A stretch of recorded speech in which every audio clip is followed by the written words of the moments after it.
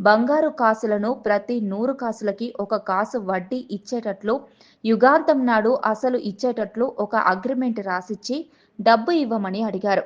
దానికి కుబేరుడు నోటు రాసిచ్చినందుకు సంతోషమే గాని యుగ ధర్మానుసారంగా సాక్షి ఉంటే డబ్బు ఇస్తాను అని కుబేరుడు బ్రహ్మ వంక చూస్తూ అంటాడు. అప్పుడు బ్రహ్మదేవుడు నేను సాక్షి సంతకం చేస్తాను అని చెప్పాడు.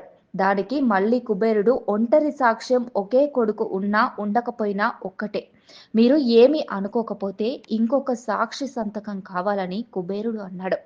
అందులో రెండో సాక్షిగా పరమశివుడు సంతకం పెట్టాడు. అయినా కూడా కుబేరుడు ముగ్గురు సంతకం పెట్టుంటే ఎంత బాగుండునో అని అంటాడు.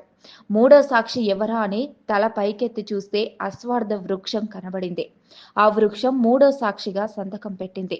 ఇలా 3 సాక్షి సంతకాలు పెట్టాక కుబేరుడు వెంకటేశ్వర స్వామికి 14 లక్షల బంగారు కాసులను ప్రతి 100 కాసులకి ఒక కాసు వడ్డీగా అప్పు ఇవ్వడం జరిగింది. ఓం నమో వెంకటేశాయ.